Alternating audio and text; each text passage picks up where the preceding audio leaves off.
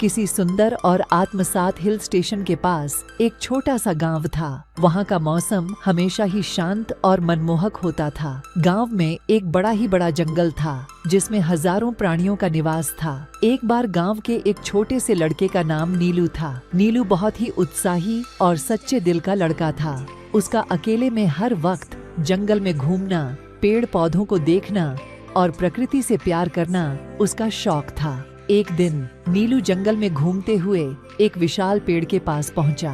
वह पेड़ बहुत ही अद्भुत और विचित्र था। पेड़ की छाल में कुछ ऐसी चिन्ह थे जैसे कि किसी ने उस पेड़ पर कुछ जादू किया हो। नीलू को वह पेड़ बहुत ही प्रिय लगा। वह उस पेड़ के पास जाकर उसकी छाल पर हाथ फेरते हुए बोला, आप बहुत ही अद्भुत हैं। क्या आप मुझे अपने जादू के बारे में थोड़ी जानकारी दे सकते हैं? पेड़ ने नीलू को ध्यान से सुना और कहा, बेटा, मैं एक जादुई पेड़ हूँ। मेरे पास जादू की शक्ति है जो केवल उन लोगों के लिए है जो सच्चे दिल से प्रकृति का सम्मान करते हैं। नीलू को सुनकर बड़ा ही आश्चर्य हुआ। उसने पेड़ से कहा, क्या मुझे भी आपके जादू का एक अंश मिल सकता है? पेड़ ने नीलू की प्रतिज्ञा को महसूस किया और उसे एक छोटा सा पत्थर दिया।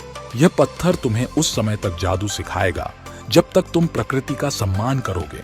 नीलू ने खुशी खुशी उस पत्थर को लिया और घर की ओर रुख किया। वह उस पत्थर को अपने साथ लेकर घर गया और रोजाना उसकी पूजा और समर्पण किया।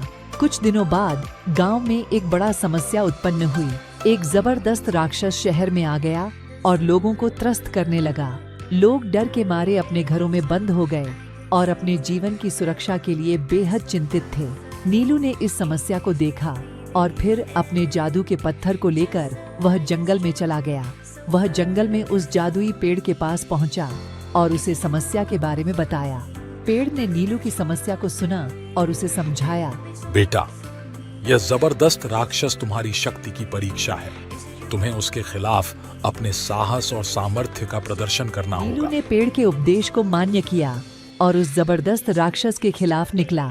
वह अपने जादू के पत्थर का सहारा लेकर राक्षस के सामने पहुंचा और उसे प्रकट होने की धमकी दी। राक्षस ने नीलू की धमकी को नाकाम बनाने की कोशिश की, लेकिन नीलू ने अपने साहस और जादू के पत्थर की शक्ति से राक्षस को पराजित कर दिया। राक्षस ने माना कि प्रकृति की शक्ति हमेशा उसके ऊपर भारी होती है। नीलू ने अपनी वीरता का प्रदर्शन किया और अपने गांव को सुरक्षित किया। उसने सभी को प्रकृति का सम्मान करने की महत्ता सिखाई। उसने दिखाया कि जब तक हम प्रकृति की शक्ति का सम्मान करें, हम किसी भी मुश्किल का सामना कर सकते हैं। इस घटना के बाद लोगों ने नीलू को गांव का वीर पुरुष माना और उसे बड़ा सम्मान दिया। नीलू ने अपने जादू के पत्थर के साथ अपने गांव की सेवा करते हुए खुशहाल और संतुष्ट जीवन बिताया। इस कहानी से हमें यह सीखने को मिलता है कि प्रकृति की शक्ति का सम्मान करना और उसकी सुरक्षा करना हमारा दायित्व है। अपने जीवन में साहस और उत्साह लाने से हम हर मुश्किल का सामना कर सकते हैं और सफलता की ओर आगे बढ़ सकते हैं।